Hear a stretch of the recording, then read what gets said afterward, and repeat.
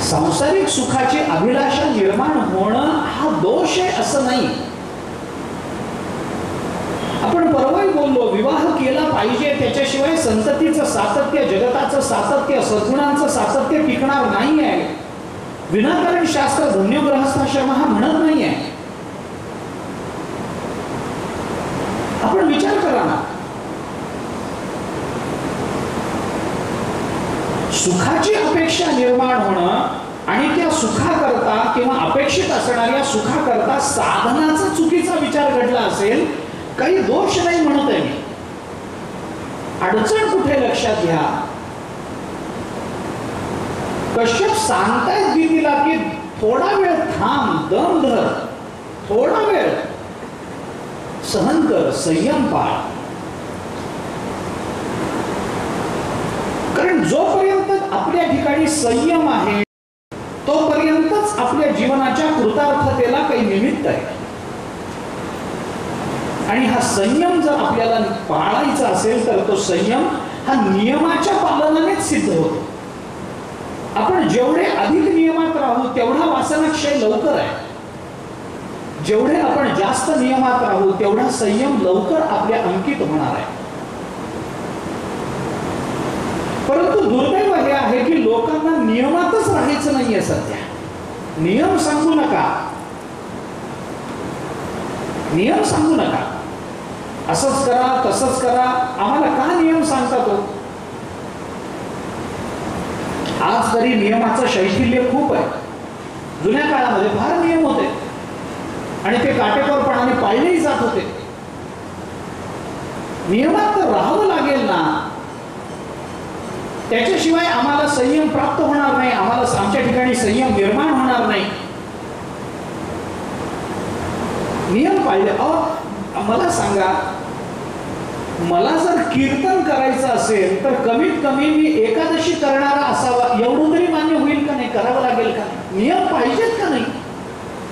नाही, मी एकादशी करत नाही, मी काहीच करत नाही, कोणताही उपवास करत नाही, मी भजन करत नाही, मी नामस्मरण करत नाही, मी ज्ञानेश्वरी वाचत नाही, मी गाथा वाचत नाही, मी कोणतेही पारायण करत नाही, रामकृष्ण हरी म्हणत नाही, पंढरपूरची वारी करत नाही, आळंदीची वारी करत नाही, तरी सुद्धा मला पपू म्हणा. कशा करता? असं होणार नाही, असं नाही होणार, असं होणार नाही. आपण नियमात राहिलं पाहिजे. आपण आपल्या जीवनाचे नियम आपण लावून घेतले पाहिजेत. विशिष्ट वेळेला जेवायचं नियम आहे, विशिष्ट वेळेला झोपायचं नियम आहे, विशिष्ट वेळेला उठायचं नियम आहे, उठल्यानंतर अमुक करायचं नियम आहे, देवपूजा केल्याशिवाय पाण्याचा थेंब घ्यायचा नाही नियम आहे. ज्याचे त्याचे नियम आहेत. कदाचित या नियमामध्ये थोडं कमी जास्त होणं मान्य आहे, पण नियमरहित जीवन मान्य नाही. मग गाढवामध्ये माणसामध्ये फरक काय राहील? गाढवे कोणते नियम पाळत नाही, कुत्रे कोणते नियम पाळत नाही, कुठेही जातं काही दिसलं तरी तोंड घालतं. आपण इकडे सहज स्वयंपाकघरातून बाहेरच्या खोलीत येताना कुठेही तोंड घालतो ना डब्यात. काय नियम आहे? आमच्या खाण्याचे नियम काय, आमच्या राहण्याचे नियम काय, आमच्या वागण्याचे नियम काय, आमच्या बोलण्याचे नियम काय, मोठ्यांबरोबर कसं बोलावं, लहानांबरोबर कसं बोलावं, आमचा आचार कसा असावा, काही नियमावली आहे का नाही जीवनाला? नियम पालनाने संयम निर्माण होतो. इंद्रिय सुखाचा विचार करताना त्याला काही नियम आहेत का नाही? दिदीनं संयम पाळला नाही. जेवणाचे नियम आहे. आम्ही आता हे चातुर्मासामध्ये कांदा लसूण खाऊ नका, नाही हे कधीच खाऊ नका असंच आहे. खरं तर नियम तसाच आहे, पण नियमावली सांगितली की माणसाला वाटतं अरे फार बंधन आली, अहो आता हे कसं जगायचं, जणू काही आता प्राणावर बेतलं का काय. आमच्याकडे माळ घालायला लोक येतात, तुळशीची माळ. आम्ही आपले त्यांना नियम सांगतो, बाबा तुळशीची माळ घालायची असेल तर एकादशी करावी लागेल, पंढरपूरची तुम्हाला जमेल ती वारी करा, एकादशी करा, रोज काहीतरी चांगलं वाचत जा, ज्ञानेश्वरी, दासबोध, गाथा, काहीतरी ग्रंथाचं सद्ग्रंथाचं वाचन करा, वाईट खाऊ नका, वाईट पिऊ नका, वाईट लोकांच्या संगतीत राहू नका. एवढे तर अगदी सामान्य नियम आहेत ना मानवी जीवनाचे. एक मनुष्य आला त्याला माळ घालायची, म्हटलं पण एकादशी करावी लागेल. तो म्हणला एकादशी करायची म्हणजे, म्हटलं एकादशी करायची म्हणजे उपवास करायचा. दर एकादशीला उपवास करायचा. येतातच किती एकादशा? 24. 365 दिवसापैकी 24 दिवसाचा उपवास करावा लागेल, एकादशी करावी लागेल. त्यांनी काय विचार, तो म्हणला महाराज 2 मोठ्या एकादशा केलं तर चालत नाही का? मोठ्या म्हणजे आषाढी कार्तिकी. मी म्हणलं चालत नाही, वारकरी व्हायचं असेल तर 24ही एकादशा घे. शास्त्राचं चिंतन असं आहे, एकादशीचा जो शास्त्रार्थ आहे आपण पहा, धर्मसिंधू पहा, मी आपल्याला तिथलं सांगतो चिंतन. एकादशीचा जो शास्त्रार्थ आहे त्याच्यामध्ये धर्मसिंधूने असं स्पष्ट म्हटलंय की एकादशी कुणी करावी या संबंधामध्ये कुठलाही विकल्प नाही. एकादशी सगळ्यांनी करावी हा नियम. स्त्री आहे का पुरुष आहे की मी आमकाय का मी तमकाय का मी शैव आहे का वैष्णव आहे, काही घेणं देणं नाही. एकादशी सर्वांनी करावी, बंधन आहे. मंगळवार सगळ्यांनी करावं, बंधन आहे काय? नाही. चतुर्थी सगळे करतातच असं काही बंधन नाही आहे.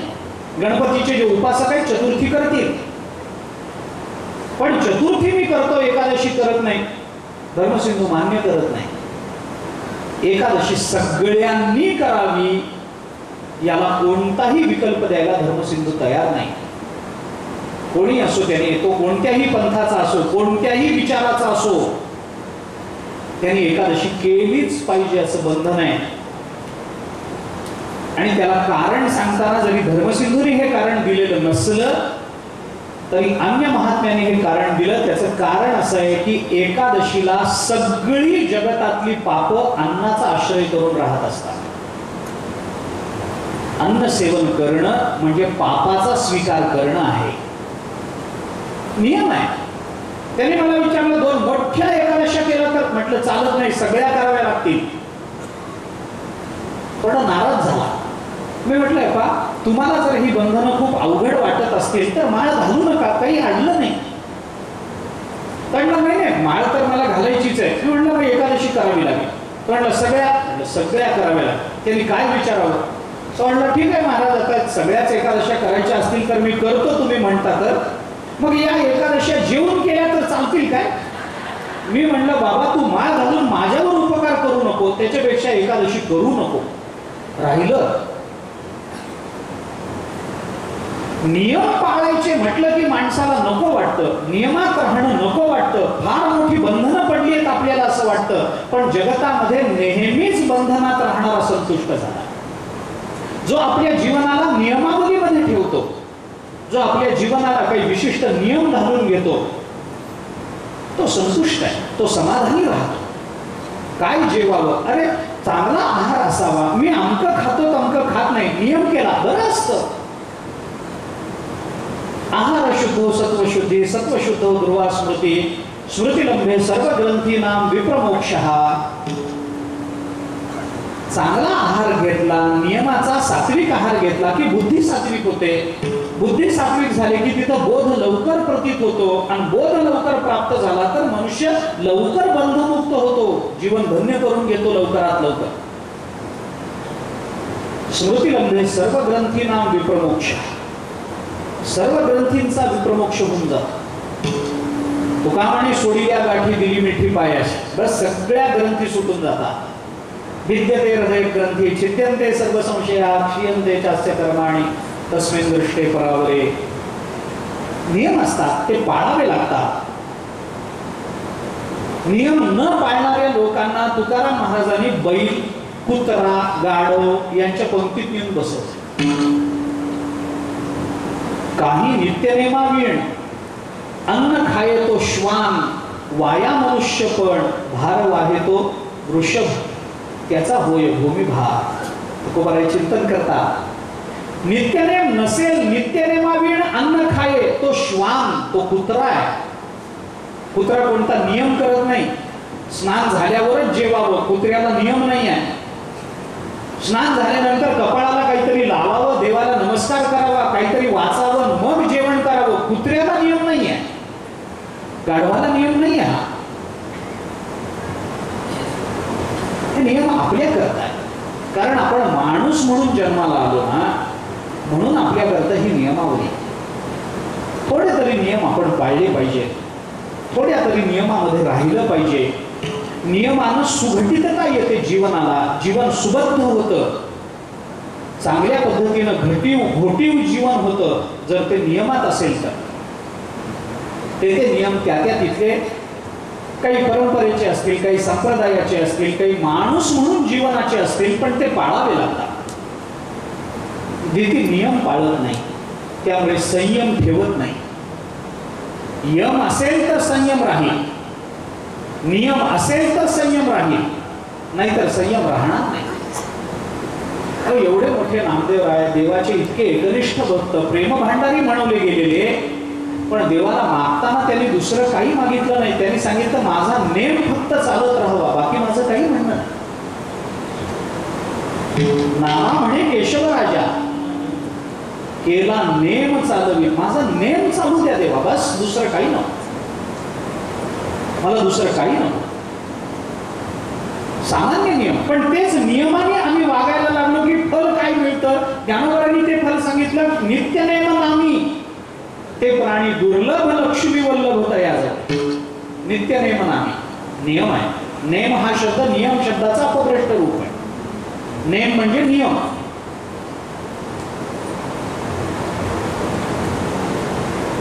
थोडे नियम त्या गोष्ट सांगतात.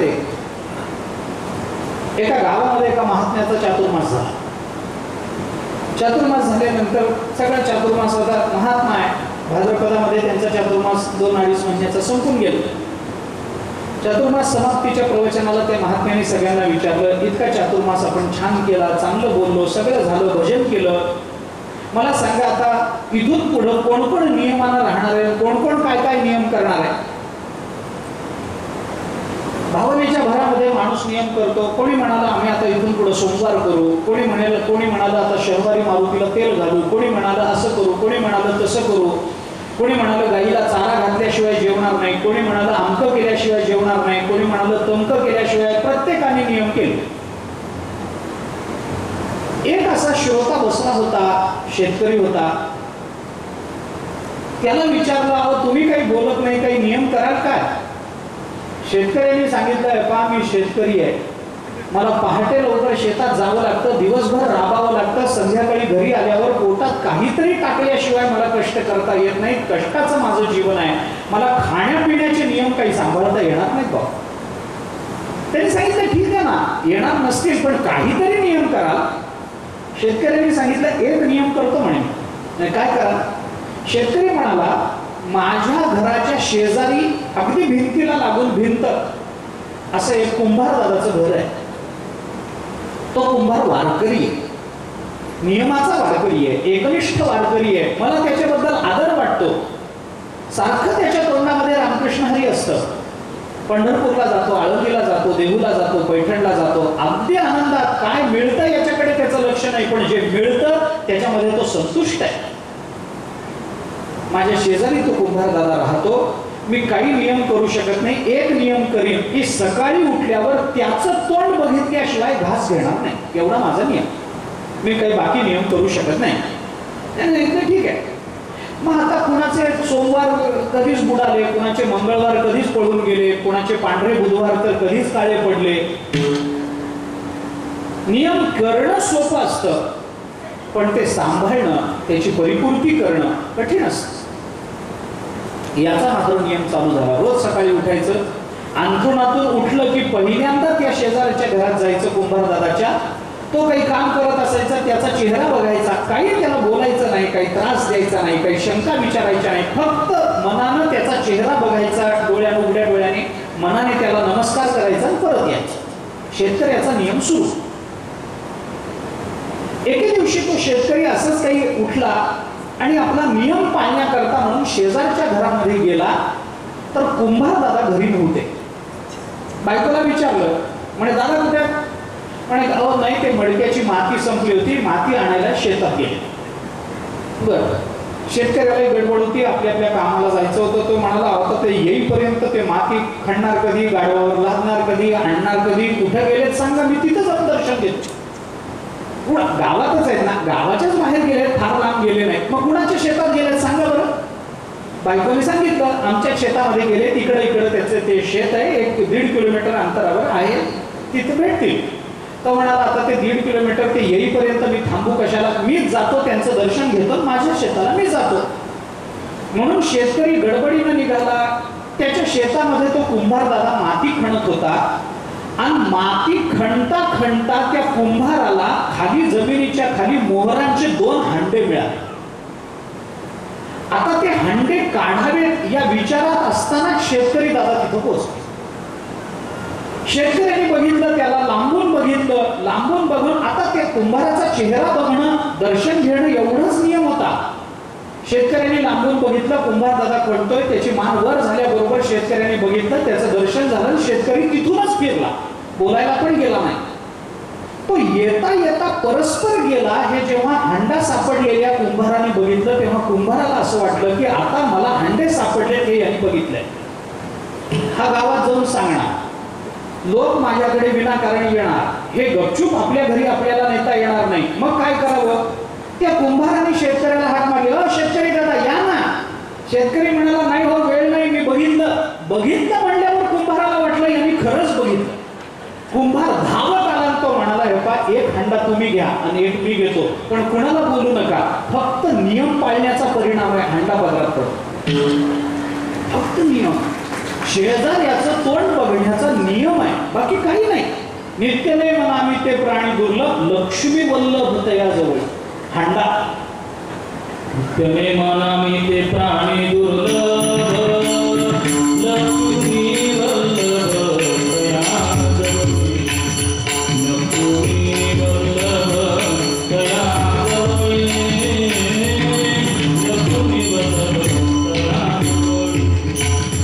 नित्यने मनामी ते प्राणी दुर्लभ, लक्ष्मी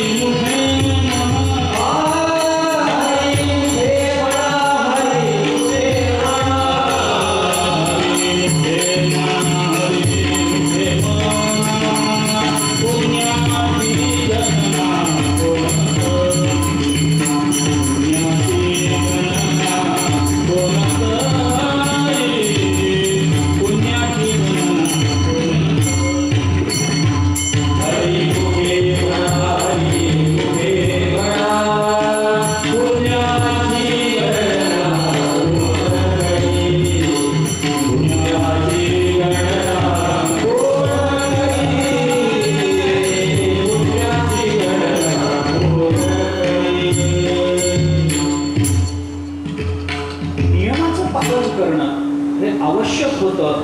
भीतीने ते केलं नाही, परिणाम त्याचा असा झाला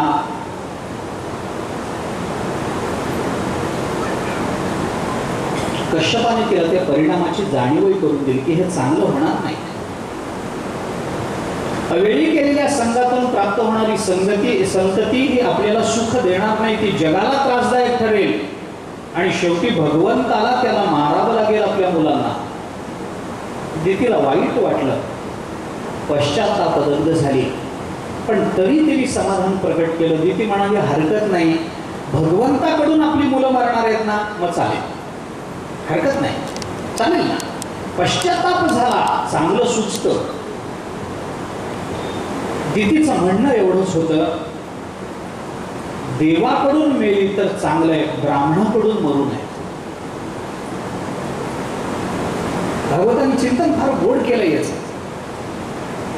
अर्थात प्रत्येक वेळेला जातीभेदाचा विचार करणं आणि तेवढ्याच मर्यादेमध्ये आणि तेवढ्या संकुचित विचारामधून त्याच्यातून अर्थ बाहेर काढणं हे भागवतालाही अभिप्रेत नाही आणि कोणत्याही समंजस बुद्धीलाही हे अभिप्रेत नाही. परंतु त्याची कारण मीमांसा करताना टीकाकारांनी ज्या पद्धतीने केली ती महत्वाची आहे. कश्यपाने तिला समजावलं, सांत्वन केलं, हरकत नाही. त्यानंतर दितीपासून हिरण्यकश्यपू हिरण्याक्ष जन्माला आले. त्यांनी जगाला त्रस्त केलं. त्यांच्याकरता भगवंताला वराह अवतार धारण करावा लागला. या वराह अवताराचा विचार होण्याच्या पूर्वी भागवताने विदुर नीतीचा विचार संक्षेपानं मांडलेला आहे तृतीय स्कंदामध्ये. विदुर मैत्रेय संवाद आहे. विदुराने धृतराष्ट्राला समजवलंय. विदुर नीती म्हणून महाभारतामध्ये ती प्रसिद्ध आहे. सगळाच विचार महत्वाचा नाही, पण विदुराने असं सांगितलं त्यावेळेला की बाबा तू एकट्या दुर्योधनाचा त्याग कर, तुझे 99 सुखी राहतील. पण तू एकट्या दुर्योधनाचा स्वीकार केलास तर तो 100ला घेऊन 99ला घेऊन स्वतः मरेल. वेदांताचा विचार सांगितला, काही तत्वविचार सांगितला. तत्वविचारानं धृतराष्ट्राला बरं वाटलं. अजून सांगा म्हणून प्रार्थना केली. पण विदुराने सांगितलं तत्वबोध करावा हा माझा अधिकार नाही, मी तो करू शकत नाही. मग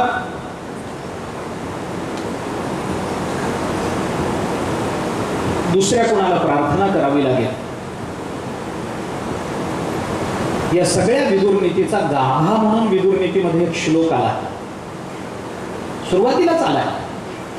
विदुर नीतीने स्वतःने असं म्हटलं नाही की हा सर्व विचाराचा गाभा आहे, पण तो जो श्लोक आहे त्याचा भाव लक्षात घेतला तर आपल्याला हे लक्षात येतं की मानवी जीवनाचं कल्याण कशाने होईल हे सांगताना विदुराने एकच श्लोक धृतराष्ट्राला महत्वाचा सांगितला. एकया द्वे विनिश्चित्य त्रिंशचतुर्भिर वशे कुरु पंच जित्वा विदित्वा षट सप्त हित्वा सुखी भव. एकावरून दोनाचा निश्चय करावा, तिनावरून तिनाने चाराला वश करावं, पाचाला जिंकावं, 6ला जाणावं, 7 टाकावं, माणसानं सुखी व्हावं. संपला विदुर नीतीचा उपदेश. एकावरून 2 जाणा, तिनाने 4ला वश करा, 5ला जिंका, 6ला जाणा आणि 7ला टाकून द्या. सप्तहित्वा सुखी भव, तुम्ही सुखी व्हाल. विदुर मैत्रेय संवाद घडला. मैत्रेयाने पहिल्यांदा उद्धव भेटले. उद्धवाने मैत्रेयाकडे जाण्याचा उपदेश केला. मैत्रेयाकडे गेले. मैत्रेयाने त्यांना काही चांगला उपदेश केला, भगवल्लीला ऐकवल्या. हा संवाद संपल्यानंतर मग पुढं वराह अवताराचा विचार भागवताने बोलून दाखवला. आपण बोललो त्या पद्धतीनं क्रियाशक्तीचा आविष्कार म्हणून भागवतामध्ये वराह अवताराचं प्राकट्य आहे. कर्मप्रधान सृष्टीचा विचार आहे, त्याचा विचार म्हणून भागवतामध्ये पहिल्यांदा हे आलं. हा वराह अवतार काय आहे? या वराह अवतारामधून भगवंताला नेमकं काय सांगायचंय?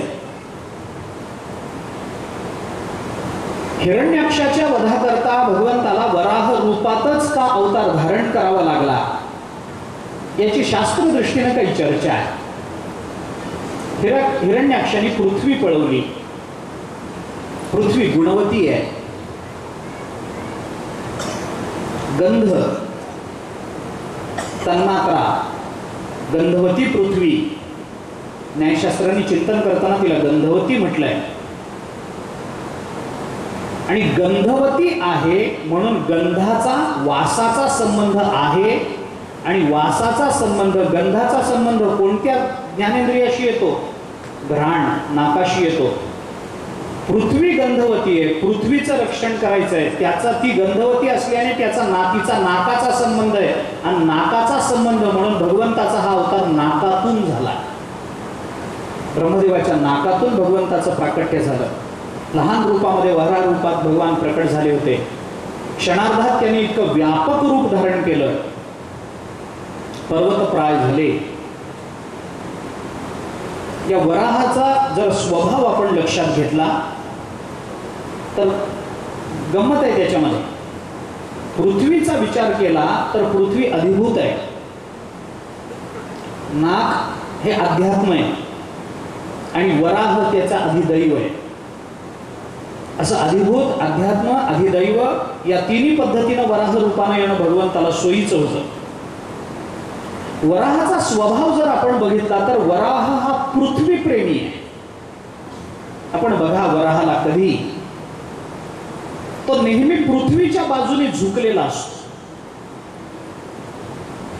वराह आपण खूप ठिकाणी बघितला असेल, पण मान वर करून फिरणारं डुक्कर अजून कुणी बघितलेलं नाही. नेहमी त्याची मान पृथ्वीकडे झुकलेली असते. कायम आपल्या नाकानं तो या पृथ्वीमध्ये काहीतरी शोधत असतो. कायम त्याचं तोंड त्या मातीमध्ये खुपसलेलं असतं. पृथ्वी गंधवती आहे, त्याला गंधाची अपेक्षा आहे. आणि अत्यंत मलिन असलेल्या घाणेरड्या झालेल्या त्या उकिरड्याला सुद्धा तो वराह भोग्य बनवतो. अत्यंत हीन स्वरूपातल्या कोणत्याही वस्तूला भोग्य बनवण्याचं सामर्थ्य वराहामध्ये आहे. वराह रूपामध्ये भगवान प्रकट झाले. पृथ्वीचा उद्धार करायचा आहे, त्यानंतर त्या पृथ्वीबरोबर विवाह करायचा आहे, विहार करायचा आहे आणि त्या पृथ्वीमध्येच निवास करायचा असेल तर पृथ्वीवर प्रेम असणारं रूप धारण केलं पाहिजे. म्हणून वराह अवतारामध्ये भगवान प्रकट झाले.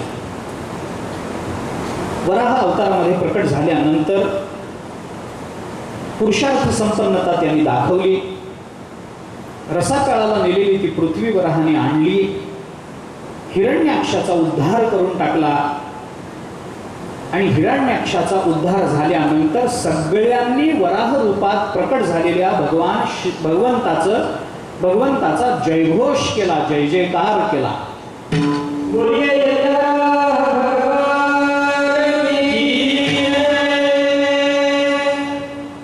वराह रूपामध्ये प्रकट होऊन हिरण्याक्षाचा उद्धार झाला, हिरण्याक्षाचा वध झाला, भगवत स्वरूपता प्राप्त झाली.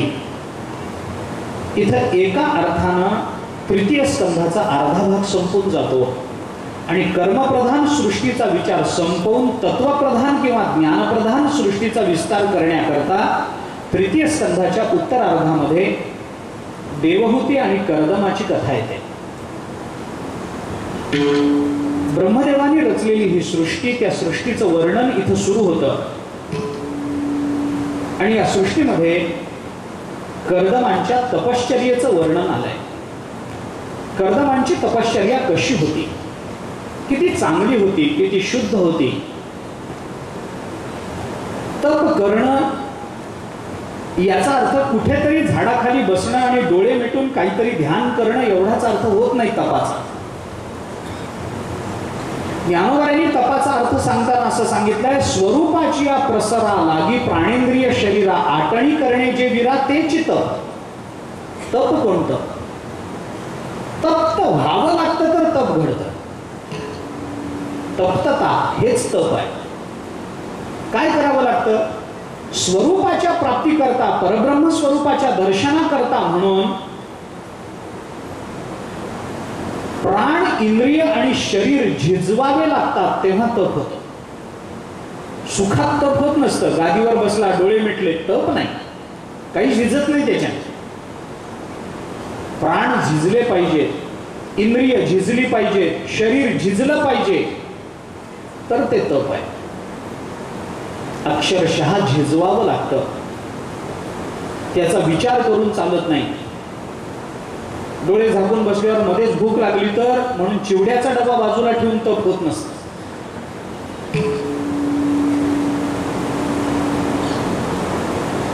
आहारावर नियंत्रण आहे, विचारावर नियंत्रण आहे, सैरा वैरा धावणाऱ्या मनावर नियंत्रण आहे.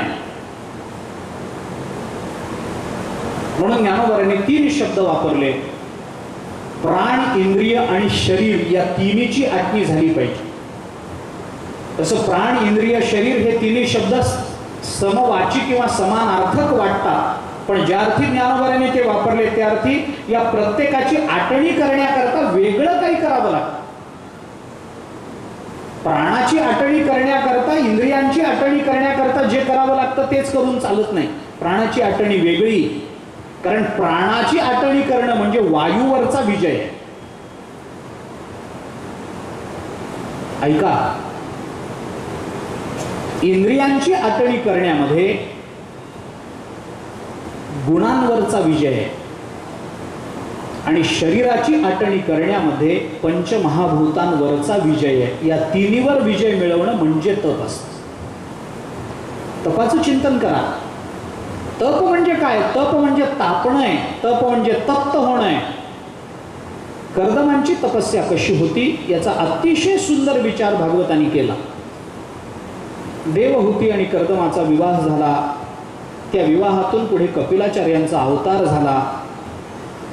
कपिलाचार्यांचा अवतार झाला. कपिल कोण या संबंधामध्ये पुष्कळ चर्चा आहे. सांख्ययोगाचं प्रतिपादन करणारे कपिल हेच का हे कपिल वेगळे, या संबंधामध्ये विद्वानांनी पुष्कळ चर्चा केली. असुर नावाचा शिष्य असणारे कपिलाचार्य जे सांख्यांचं मत मांडतात किंवा सांख्य मताची निर्मिती करतात, तेच कपिल हे आहेत का भागवतातले? दोन्ही उत्तरं त्याला दिली गेली आहेत. तेच हे कपिल आहेत असंही म्हटलं जातं आणि ते कपिल वेगळे आणि हे कपिल वेगळे असंही म्हटलं जातं. आपल्याला आता त्याच्या चर्चेत अडकण्यात काही अर्थ नाही. पण देवहूतीच्या पोटी कपिलाचार्य आले. ते कपिल जे आले ते अवतार आहेत. ते कोणी माणसासारखे माणूस म्हणून आले नाही. कपिलाचार्यांचा अवतार झाला. हा अवतार झाल्यानंतर कर्दमाला देवहूतीला खूप आनंद झाला. कपिलाचार्य कसे होते याचं वर्णन भागवतांनी केलंय. त्यानंतर मैत्री आणि विदुराला सांगितल्याप्रमाणे पुढील कथा, ब्रह्मदेव कसे निघून गेले, काय झालं, कसं झालं. कर्दम आपल्या घरी साक्षात परमात्मा आलेले आहेत हे ओळखून त्या भगवंताजवळ गेले आणि आपल्याच मुलाच्या रूपानं प्रकट झालेल्या आपल्या पुत्राला कर्दमाने काही विचारलंय. बाबा, आमच्यावर देवता संतुष्ट होतात पण फार काळानंतर संतुष्ट होतात, लवकर संतुष्ट होत नाही.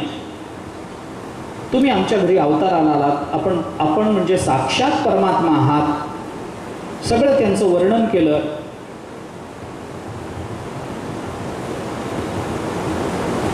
कपिलाचार्यांनी सुद्धा त्यांना सांगितलं की तुम्ही म्हणता ते बरोबर आहे, मी भगवद रूप आहे, मी भगवानच आहे, पण तुमच्या पुत्राच्या रूपात मी तुम्हाला सांगितलं होतं म्हणून मी इथं अवताराला आलो.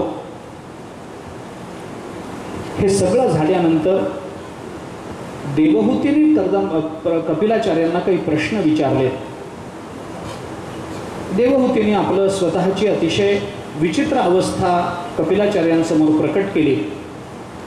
मला काही कळत नाही, मी या संसाराच्या अंधकारामध्ये खितपत पडलेली आहे, आपण मला काही ज्ञान द्या, अशी विनंती केल्यानंतर कपिलाचार्यांनी आपल्या आईला काही उपदेश केलाय आणि मानवी कल्याणाचं अत्यंतिक श्रेष्ठ आणि सर्वोत्तम असं साधन काय असू शकतं याचा विचार त्यांनी आपल्याला सांगितलाय.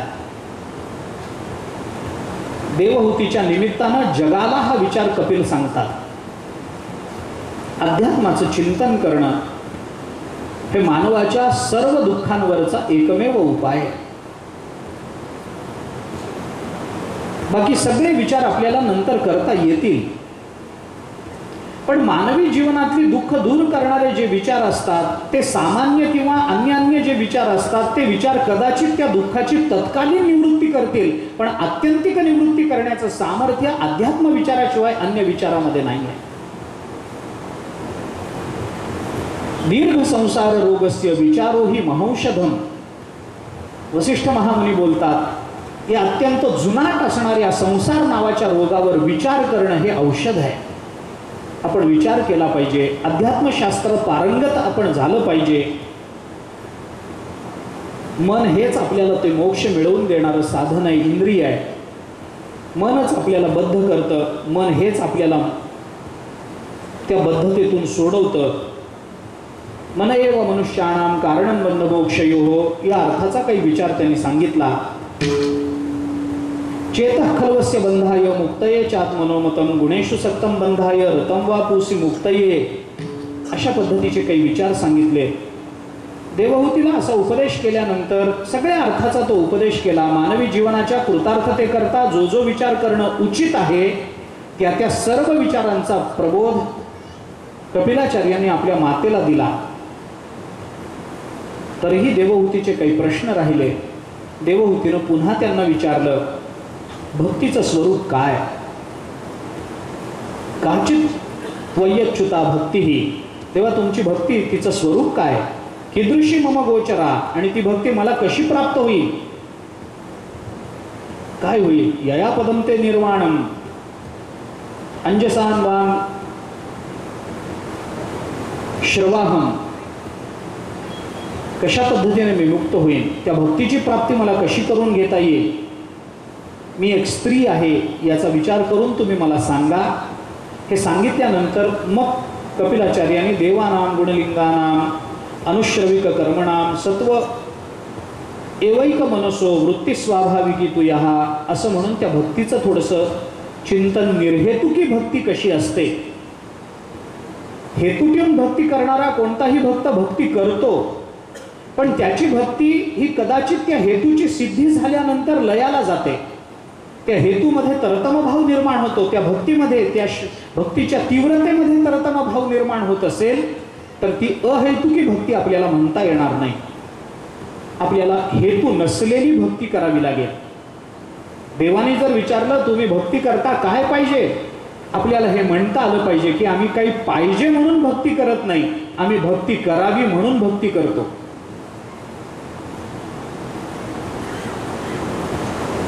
कपिलाचार्यांनी देवहूतीला अशा पद्धतीचा उपदेश केला, जो उपदेश अतिशय श्रवणीय आहे, मननीय आहे, चिंतनीय आहे. मग स्वतःच्या स्वरूपाचं ज्ञान आपल्या मातेला करून दिलं. मी कोण आहे याचा विचार सांगितला. मद भयाद वाती वातोयम, कठोपनिषदात असलेल्या श्रुतीप्रमाणेच हा उपदेश कपिलाचार्यांनी केला. भयात अग्निस्तपती, भयात तपती सूर्य, भयात इंद्रश्च वायुश्च, मृत्युर्धावती पंचमहा. माझ्या भयानं वारा वाहतो, माझ्या भयानं सूर्यस्तपती मदभयात, सूर्य सुद्धा माझ्या भयानच तप्त होतो. वर्षात वर्षती इंद्रो दहती अग्निही, मृत्युश्चरती मदभयात, मृत्यू सुद्धा माझ्या भयानं इकडं तिकडं धावतो. असा मी आहे, आणि म्हणून तू सुद्धा भक्तियोगानं माझ्या ठिकाणी आपलं चित्त स्थिर कर, म्हणजे तुझ्या जीवनाची धन्यता होईल. अशा पद्धतीचा उपदेश कपिलाचार्यांनी आपल्या मातेला केला. हा उपदेश सगळा झाल्यानंतर देवहूतीला समाधान वाटलं. देवहूतीने आपल्या जीवनाची धन्यता बोलून दाखवली. प्रकृती पुरुषाच्या विवेकानं मोक्षप्राप्ती होते असं पुढं 28व्या अध्यायामध्ये आलं. म्हणून सांख्य मांडणारे कपिल आणि हे कपिल एक आहेत असं काही जणांचं म्हणणं आहे. कारण सांख्य तत्वज्ञानामध्ये प्रकृती आणि पुरुषाचा जो विचार सांगितला त्याच्यामध्ये मोक्ष कशाला म्हणावं याचा जो विचार त्यांनी मांडला, त्याच्यामध्ये एकविंशती दुःख ध्वंसाला मोक्ष म्हणणं म्हणजे काय त्यांनी सांगितलं, प्रकृती आणि पुरुषातला विवेक जागा होणं यालाच मोक्ष, याच्यानेच मोक्ष मिळतो. ही प्रकृती आणि हा पुरुष, प्रकृतीच्या मर्यादा आणि पुरुषाची एकरूपता कळणं म्हणजेच मोक्ष आहे. तो विवेक जागा करून दिला. त्यानंतर अष्टांग योगाचा विधी सांगितला. अष्टांग योगाचा विधी यम नियम आसन प्राणायाम प्रत्याहार धारणा ध्यान समाधी हा अष्टांग योग पतंजल मुनींनी आपल्याला सांगितलाच आहे. पण यम नियम आसन प्राणायाम आणि प्रत्याहार ही साधन आहेत आणि धारणा ध्यान आणि समाधी इथं साध्याचा विचार आहे. आम्ही ही साधनं काटेकोरपणाने आणि क्रमानं अभ्यासली तरच आम्हाला धारणा ध्यान समाधीपर्यंत जाता येतं. पण समाधीपर्यंत जाणं हे सुद्धा काही वेळेला वेगळ्या अर्थाने असतं. कारण समाधीमध्ये सुद्धा योगानं पुन्हा दोन प्रकार केलेले आहेत. संप्रज्ञात समाधी वेगळी असते आणि असंप्रज्ञात समाधी वेगळी असते.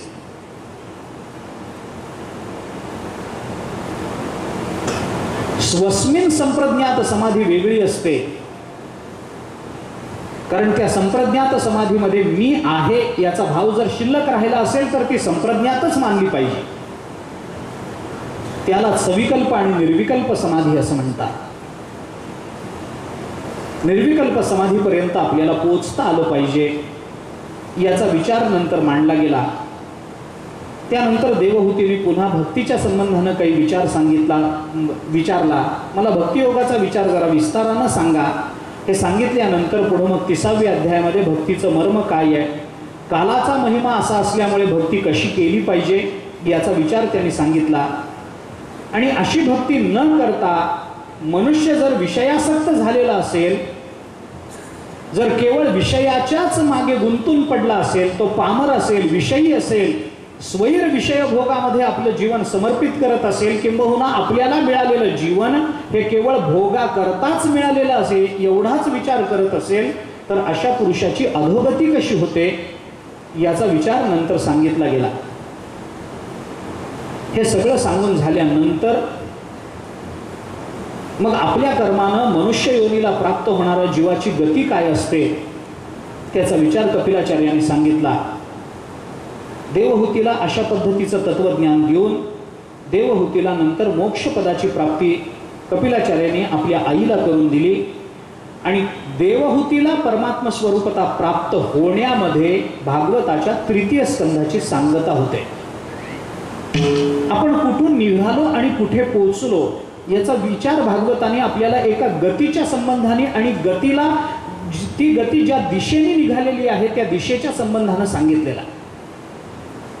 कुठून निघालो आपण, कर्मानुसार निर्माण होणाऱ्या सृष्टीत माणूस जन्म घेतो, पण त्याचा शेवट कशात व्हावा हे सांगत असताना ज्ञानप्रधान सृष्टीतून आपल्याला मोक्षापर्यंत जाता यावं याच्यात मानवी जीवनाची इतिकर्तव्यता असते हे आपल्याला 3य स्कंध शिकवतो. 3य स्कंधामध्ये अशा पद्धतीचा विचार येतो. कर्मप्रधान सृष्टी आणि ज्ञानप्रधान सृष्टीचा विचार, त्याच्यामध्ये दिती आणि कश्यपाचा जसा विचार आहे त्याच पद्धतीने देवहूती आणि कर्दम, देवहूती आणि कपिल यांचाही विचार आहे. ती ज्ञानप्रधान सृष्टी मानली पाहिजे आणि तत्वप्रधान, विवेकप्रधान, ज्ञानप्रधान जीवन जगणं हा आपला धर्म आहे. आपण माणूस म्हणून जन्माला आलो, आपला विवेक जागा असला पाहिजे हे त्याच्यातून त्यांनी दाखवून दिलं. आणि इथं 3य स्कंधाची सांगता होते. चतुर्थ स्कंधाला जो प्रारंभ होतो तो प्रारंभ स्वयंभू मनुच्या कन्या वंशाच्या चिंतनातून प्रारंभ होतो. हा प्रारंभ करण्याच्या पूर्वी, चतुर्थ स्कंधाला प्रारंभ करण्याच्या पूर्वी थोडा वेळ आपण भजन करू आणि नंतर चतुर्थ स्कंधामध्ये काय काय सांगितलेलं आहे याचा विचार करू. गोविंद विनु हे गोपाल विनु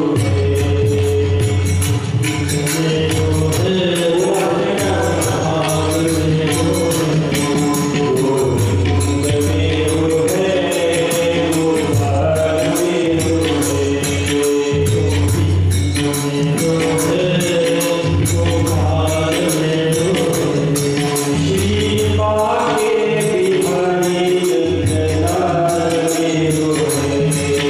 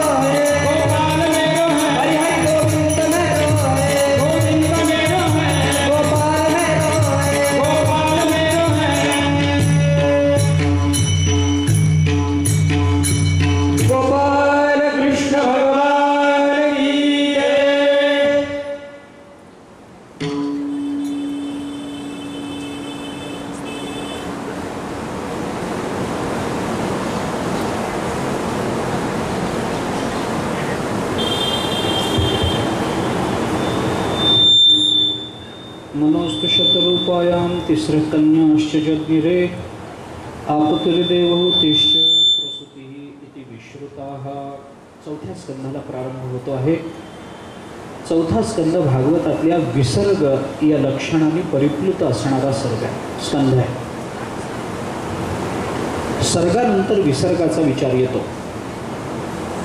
सर्ग हे सुद्धा सृजनच आहे आणि विसर्ग हे सुद्धा एका अर्थाने सृजनच आहे.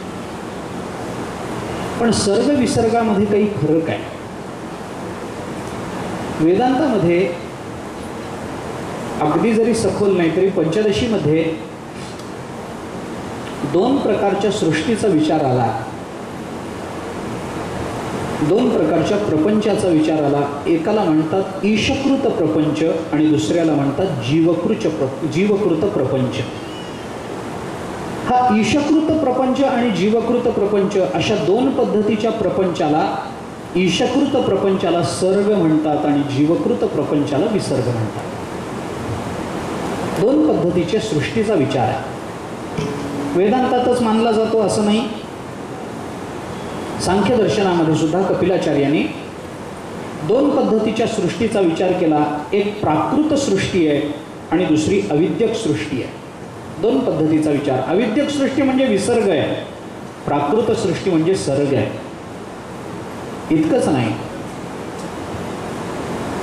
भागवतावर ज्यांचं भाष्य अतिशय आदरानं विचारात घेतलं जातं त्या वल्लभाचार्यांचं चिंतन जरी आपण लक्षात घेतलं तर वल्लभाचार्यांनी सुद्धा दोन पद्धतीची सृष्टी ही स्वीकारलेली त्यांच्या मतामध्ये दिसून येते. त्याच्यातल्या एकाला ते म्हणतात जगत आणि दुसऱ्याला ते म्हणतात संसार. वल्लभाचार्यांचं चिंतन पहा. दोन पद्धतीचं जगत, दोन पद्धतीची सृष्टी ते मानतात. एकाला म्हणतात जगत, दुसऱ्याला म्हणतात संसार. जगत म्हणजे सर्ग आहे आणि संसार म्हणजे विसर्ग आहे. त्यांच्या दृष्टीने विचार केला. कारण सर्ग हा सामान्य आहे, विसर्ग हा विशेष आहे. काय असतं,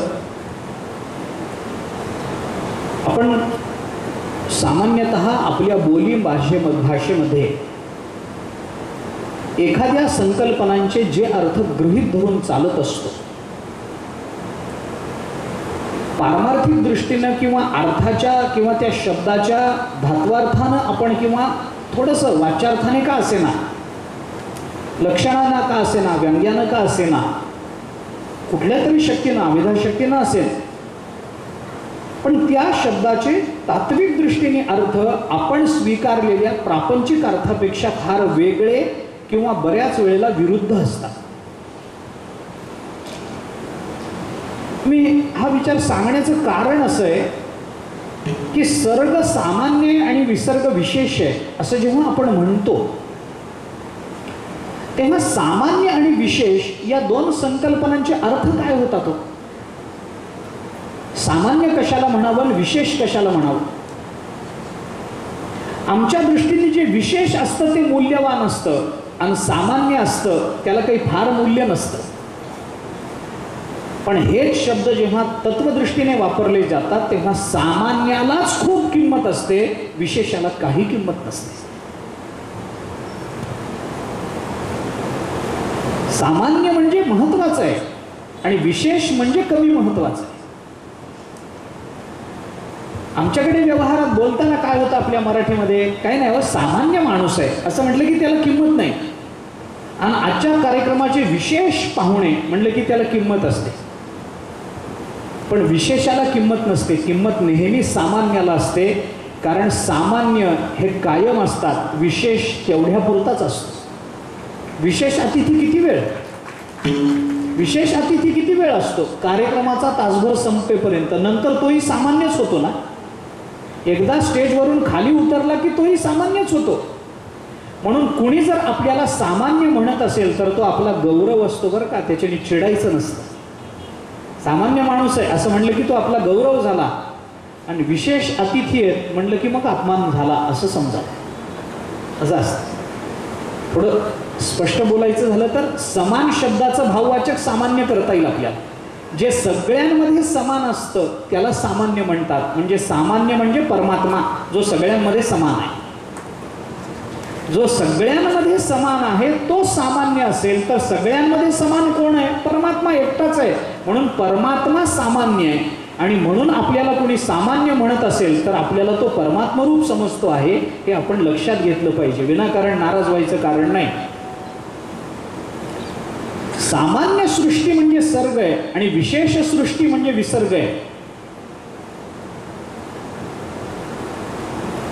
सर्ग म्हणजे ब्रह्मदेवानी निर्माण केलेली सृष्टी आहे आणि विसर्ग म्हणजे पौरुष सृष्टी आहे. पौरुष सृष्टी. सर्गामध्ये किंवा संकल्पातून निर्माण होणारी सृष्टी म्हणजे सर्ग आहे आणि प्रयत्नातून निर्माण होणारी सृष्टी म्हणजे विसर्ग आहे. संकल्पातून निर्मितीचं सामर्थ्य हे फक्त ऋषीमुनी, संत महात्मे, परमात्मा यांनाच असतं. आपण संकल्पातून वस्तू निर्मिती करू नाही शकत. आपला संकल्प हा फक्त कल्पनेला जन्म देतो. आपला संकल्प वस्तू निर्मिती करू शकत नाही.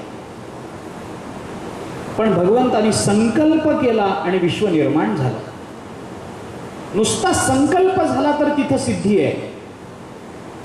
आमचा संकल्प झाल्यानंतर काही प्रयत्नानं संकल्प आकाराला येऊ शकतो. म्हणून जीवसंकल्प आणि ब्रह्मसंकल्प किंवा जीवसंकल्प आणि संत संकल्प याच्यामध्ये हा फरक आहे.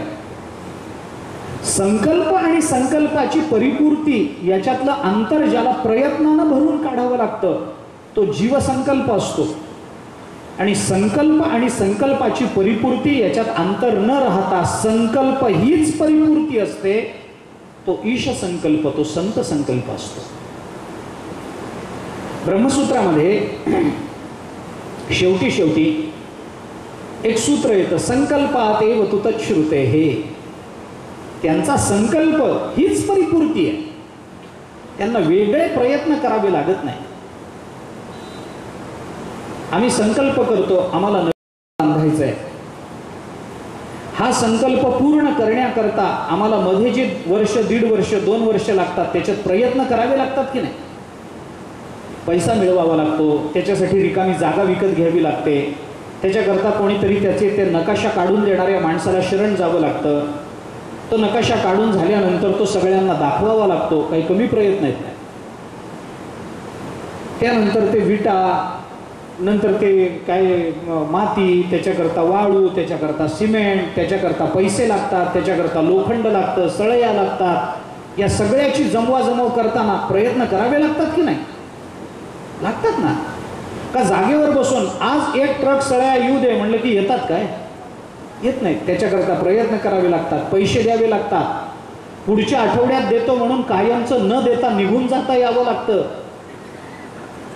एवढे प्रयत्न सगळे लागतात. तर नंतर 2 वर्षानंतर कुठेतरी आपला जो संकल्प 2 वर्षापूर्वी केलेला घर बांधावं तो संकल्प पूर्ण होतो आणि मग घराला नाव देतात संकल्प. काय संकल्प आहे? आम्ही केलेला संकल्प आणि त्या संकल्पाची परिपूर्ती याच्यातलं अंतर आम्हाला सगळं प्रयत्नानं भरावं लागतं. पण मी उदाहरण देतो आपल्याला दुसरं. संतांचा संकल्प हीच परिपूर्ती असते, त्याला प्रयत्न नाही. ज्ञानोबांनी संकल्प केला भिंत चालावी, काय प्रयत्न झाले नंतर? काही नाही, फक्त संकल्प झाला भिंत चालावी, भिंत चालली. संकल्प हीच परिपूर्ती, प्रयत्न नाहीत मध्ये.